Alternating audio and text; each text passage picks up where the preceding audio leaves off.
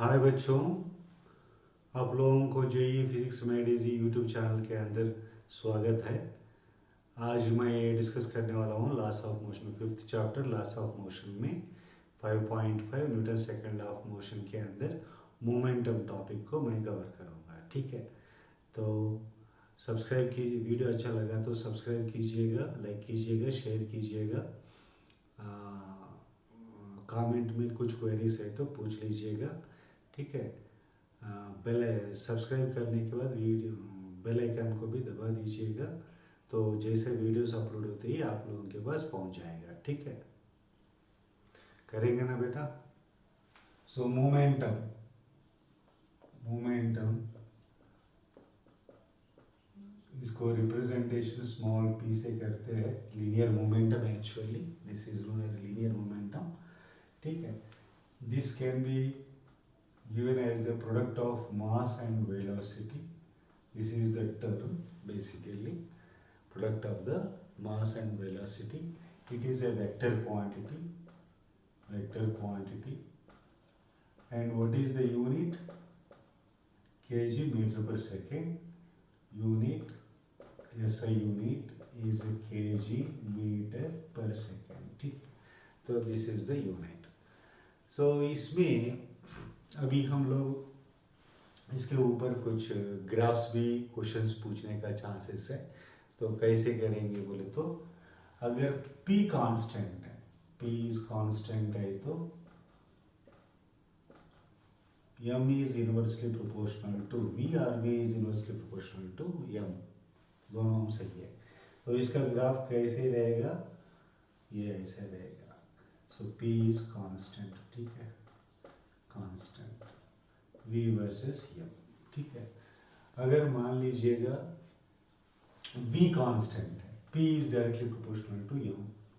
ठीक है, P is proportional to M, so straight line V is constant, इसका graph ऐसा रहेगा। अगर मान लीजिएगा मास कांस्टेंट है, so P is proportional to V, straight line होगा, M इज कांस्टेंट। ठीक, तो ये तीनों ग्राफ्स के ऊपर भी क्वेश्चन पूछ सकते हैं। ठीक है, तो अभी इसमें क्या क्या चीज़ें हमें सीखना है और क्या चीज़ सीखना है। ठीक है, अगर मान लीजिएगा M1 मास कार है, this is car and a truck is there, heavy truck. So इसका मास M2 है, mass M2। So after certain time इसका वेलोसिटी भी v है, टाइम इंटरवल t है, इसका वेलोसिटी भी v है, टाइम इंटरवल t है। तो हम लोग ये जानते हैं, अगर कार का मास कम है तो force required to keep the body in the velocity F1, and अगर इसका फोर्स F2 है तो F1 is less than F2। कम फोर्स में इसको ये वेलोसिटी आ जाएगा। ठीक है, यहाँ ज़्यादा फोर्स लगेगा, मतलब ट्रक के ऊपर ज़्यादा फोर्स लगेगा same velocity with in the same time interval में लेके आने के लिए। ये फर्स्ट केस है। ठीक है, तो दूसरा केस ये देखेंगे हम, एक बुलेट है, बुलेट का वेलोसिटी अगर मान लीजिएगा v1 है, तो इसका मास कांस्टेंट है, तो वेलोसिटी v2 है।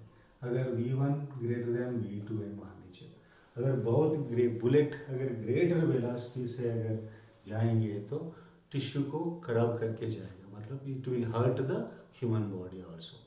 अगर वेलोसिटी कम है तो वो स्टॉप हो जाता है, हर्ट नहीं करेगा। इसका मतलब greater force is required for greater velocity. अगर v1 ग्रेटर होंगे तो F1 should be greater than F2। अगर इसको स्टॉप करने के लिए या रोकने के लिए जितना फोर्स चाहिए उससे इसको ज़्यादा फोर्स चाहिए। ठीक है, तो अगर मास सेम है तो मतलब यहाँ वेलोसिटी सेम है तो मास के ऊपर डिपेंड हो रहा है, यहाँ मास सेम है तो वेलोसिटी के ऊपर फोर्स डिपेंडेंट हो रहा है। तो इसका मतलब ये दोनों के बीच में कुछ रिश्ता है। क्या रिश्ता है? Mass into velocity is important for determining the force, ये समझ में आ जाएगा। ठीक है, अगर मान लीजिएगा क्रिकेट बॉल आया है, क्रिकेट बॉल को अगर वेलोसिटी ज़्यादा है तो ज़्यादा है या सेम है तो भी, तो कोई भी क्रिकेटर कैच करने के समय पे, ठीक है, तो इसको पकड़ने के लिए टाइम इंटरवल अगर T1 T2 दो लोग हैं, अगर T1 ग्रेटर देन T2 है तो ये हर्ट नहीं होगा।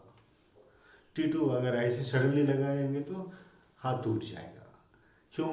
इसका मतलब ये टाइम के ऊपर भी फोर्स डिपेंडेंट होता है, मतलब मोमेंटम का rate of change of momentum. It hurts means it greater force. Time अगर शॉर्ट इंटरवल है, ज़्यादा लेंगे तो हर्ट नहीं होंगे, कम लेंगे तो हर्ट हो जाएंगे। इसका मतलब rate of change of momentum के ऊपर फोर्स डिपेंडेंट होता है।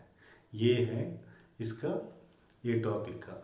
अगर मान लीजिए यहाँ डायरेक्शन का कैरेक्टर हमने डिस्कस नहीं किया, जैसा मान लीजिएगा सर्कुलर मोशन में अगर स्ट्रिंग को हम रोटेट करेंगे तो ये वेलोसिटी मान लीजिएगा, तो ये वेलोसिटी ज़्यादा है तो हमें फोर्स ज़्यादा लेना पड़ेगा, अगर रेडियस कम है तो भी फोर्स ज़्यादा लगेगा, अगर दोनों भी ये कम ये ज़्यादा भी हो जाए और ज़्यादा फोर्स लगाना पड़ेगा। ठीक है, तो मतलब rate of change of momentum के ऊपर इससे rate of change of momentum will be given, this force is changing the direction here. ठीक है, rate of change of momentum is proportional to force बोल के हम बोल सकते हैं। यही न्यूटन्स सेकंड लॉ है। ठीक है, तो ये मोमेंटम के बारे में हमने डिस्कस किया है। जो जो चीज़ें ज़रूरी है वो डिस्कस मैंने किया है।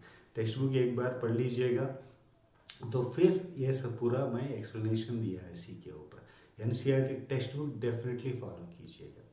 ठीक है, आप लोग ये समझ लीजिएगा, हाँ, असाइनमेंट के लिए ये मत देखिएगा। ठीक है, अगर आपका जो भी कोई भी एक बुक ले लीजिएगा, topic wise previous year questions का बुक ले लीजिएगा, जो टॉपिक पढ़ा रहा हूँ उसी टॉपिक के ऊपर कुछ क्वेश्चंस कर दीजिएगा अगर वो टॉपिक में है तो, नहीं तो 2-3 टॉपिक के बाद तो एक पूरा मिला के तो एक टॉपिक के ऊपर दे देगा question. So previous year questions का बुक्स लेके आप लोग सॉल्व कर दीजिएगा।